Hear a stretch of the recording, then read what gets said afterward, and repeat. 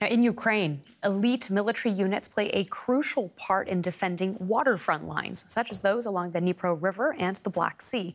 And it's more complicated than defending the front on land. It requires specialist skills and equipment. DW's Carolina Chamoy joined one naval unit during their training as they were ambushed by a Russian drone. Hide the boat. Faster. Take cover. A Russian drone is threatening us. It's just in front of us.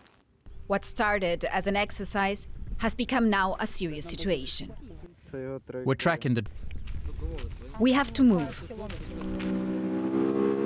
The Russians know how important these training sessions are to Ukraine's forces. Ukraine has a nearly 600-kilometer water border that needs to be defended against Russian aggression. This is why special units like this one are crucial for Ukraine's military. Despite this being a training exercise, conditions simulate real case scenarios. And given the fact that the country is at war, a real attack can happen anytime. These Ukrainian soldiers are putting themselves into difficult situations so they can react instinctively as a team, without making a sound.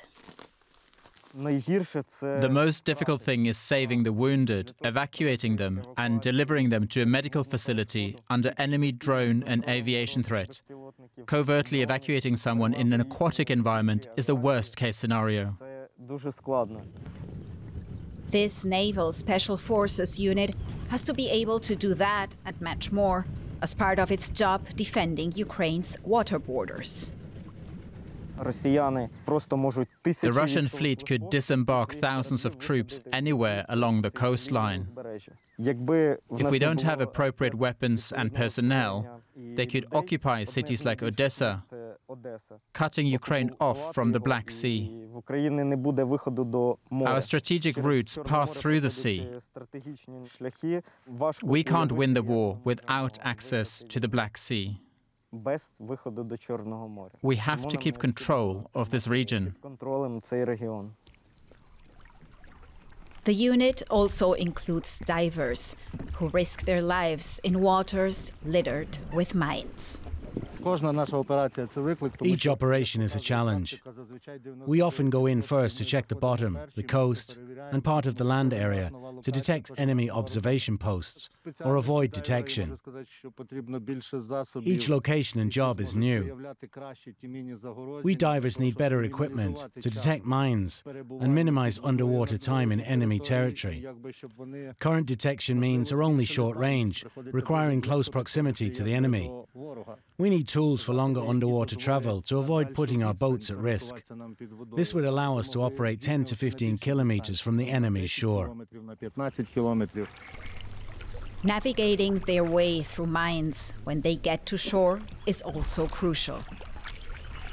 Some of these men were involved in liberating Snake Island and the fight for Mariupol. One told us he survived the minefields only to be caught by the Russians. I was in captivity for many months. The Russians knew everything about me, my rank, position in unit. Because of this, we were treated specially, subjected to torture. I